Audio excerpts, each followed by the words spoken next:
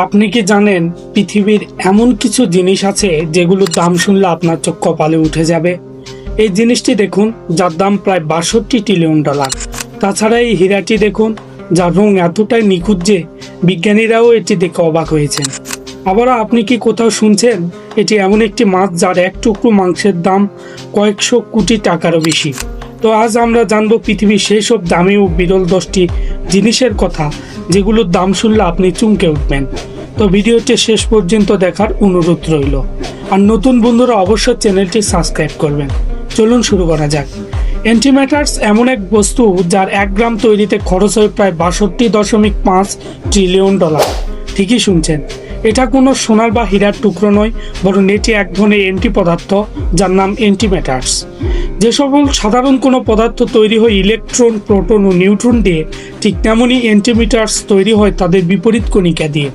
আর যখন এই দুই পদার্থ একে অপরের সংস্পর্শে আসে তখন তারা একে অপরকে ধ্বংস করে ফেলে এবং তা থেকে উৎপন্ন হয় অ্যান্টিম্যাটার।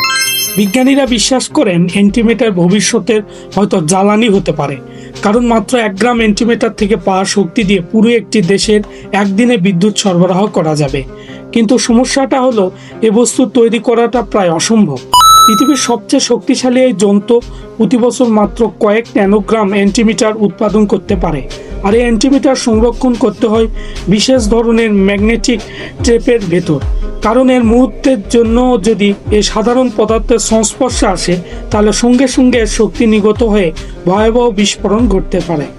এতে সীমিত পরিমাণ উৎপাদন এবং উচ্চমাত্রার ঝুঁকির কারণে অ্যান্টিম্যাটার আজ পৃথিবীর সবচেয়ে দামি বস্তু।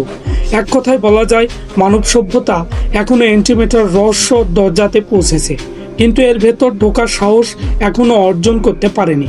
এখন প্রশ্ন হলো, এটি আসলে দেখতে কেমন? আসলে বাস্তবে অ্যান্টিম্যাটারে খালি চোখে দেখা যায় না, কারণ এটি সৃষ্টি হওয়ার সঙ্গে সঙ্গে সাধারণ পদার্থের সংস্পর্শে এসে ধ্বংস হয়ে যায়। বিজ্ঞানীরা যখন এটিকে ম্যাগনেটিক ট্র্যাপে ধরে রাখে তখন এটি এক ধরনের আলোকময় গ্যাস বা প্লাজমার মতো উজ্জ্বল আভা দেয়। আর এর কোনো নির্দিষ্ট রং নেই, তবে পরীক্ষাগারে এটি সাধারণত নীলচে বা বেগুনি আলো ছড়ায়। Pink star diamond. সাধারণত হীরা মানে আমরা জানি বিলাসিতা আর সৌন্দর্যের প্রতীক, কিন্তু সব হীরা এক সমান নয়। কিছু কিছু হীরা এতটাই বিরল এগুলো বিজ্ঞানীরাও দেখে অবাক হয়েছেন। এদের মধ্যে সবচেয়ে বিখ্যাত হলো পিঙ্ক স্টার ডায়মন্ড, যেটি পৃথিবীর সবচেয়ে দামি হীরা হিসাবে রেকর্ড করেছেন। এই হীরাটি ওজন মাত্র 59.7 ক্যারেট। 2017 সালে হংকংয়ের এটি নিলামে বিক্রি হয় 71.2 মিলিয়ন ডলারে, যা আজও কোনো হীরার ক্ষেত্রে সর্বোচ্চ দাম হিসাবে গণ্য করা হয়। বিজ্ঞানীরা বলেছেন পৃথিবীর কোটি কোটি হীরার মধ্যে মাত্র একটি রং মাত্র পিওর পিঙ্ক হয়, আর সেটি হলো পিঙ্ক স্টার ডায়মন্ড। যার কারণে পিঙ্ক স্টার ডায়মন্ড রাজার, রানী ও বিলিয়নদার কাছে সবচেয়ে বড় আকর্ষণের প্রতীক। আজও এটি বিশ্বের অন্যতম এবং বিখ্যাত ব্যক্তিদের সংগ্রহে সংরক্ষিত অবস্থায় আছে, তাও আবার কঠোর নিরাপত্তাতে। অনেক বিশেষজ্ঞরা মনে করেন যদি কখনো এই হীরা আবার বাজারে আসে তবে এর দাম 100 মিলিয়ন ডলার অতিক্রম করতেও সময় লাগবে না, কারণ এর মতো নিখুঁত সৌন্দর্যের হীরা পৃথিবীতে দ্বিতীয়বার পাওয়া অসম্ভব। Hope diamond. পৃথিবীর ইতিহাসে যখন হীরা রয়েছে তার মধ্যে সবচেয়ে রহস্যময় ও কুখ্যাত হীরা হলো হোপ ডায়মন্ড, যেখানে অনেকে বলে অভিশপ্ত রত্ন।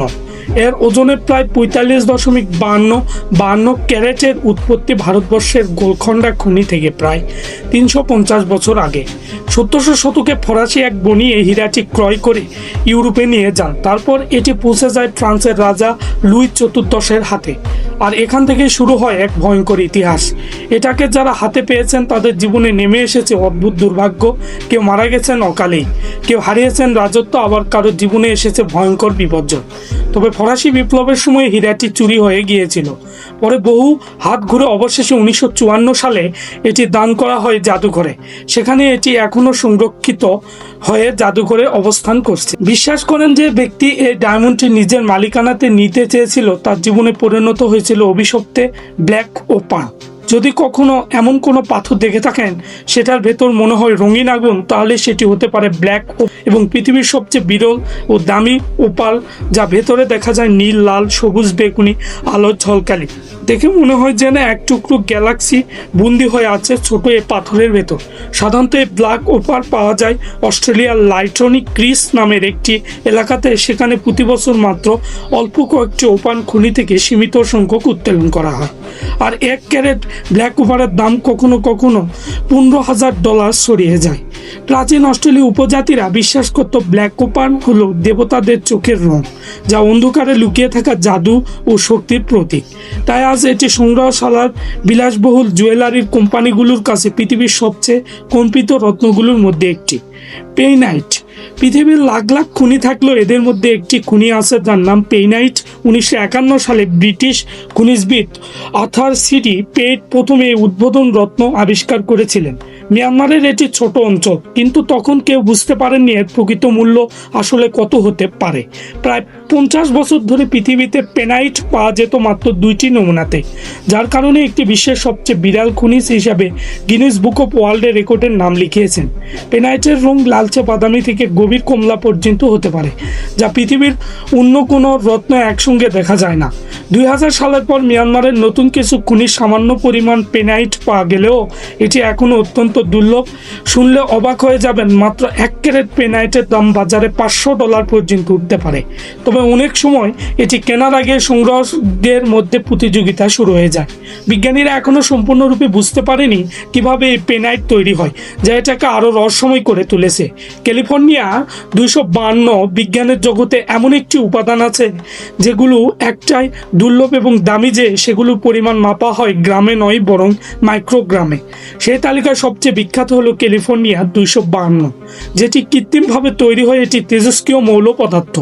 এটি প্রথম তৈরি করা হয় 1950 সালে। এটি উপাদান এতটাই শক্তিশালী যে মাত্র 1 গ্রাম দিয়ে প্রতি মিনিটে 2.3 ট্রিলিয়নের বেশি নিউট্রন নির্গত হয়। আর এই নিউট্রন নির্গমনের কারণে একটি পারমাণবিক চুল্লি চালানোর তেল অনুসন্ধান এবং কিছু প্রকার ক্যান্সার চিকিৎসায় ব্যবহৃত হয়। কিন্তু এর উৎপাদন করা অত্যন্ত কঠিন, কারণ প্রতি বছর পুরো বিশ্বে মাত্র 30 মিলিগ্রামের বেশি ক্যালিফোর্নিয়া 252 তৈরি করা হয় না। আর এই অল্প পরিমাণ তৈরিতে লাগে বহু কোটি ডলার গবেষণা অবকাঠামো। প্রতি গ্রামের দাম $27 মিলিয়ন পর্যন্ত হতে পারে।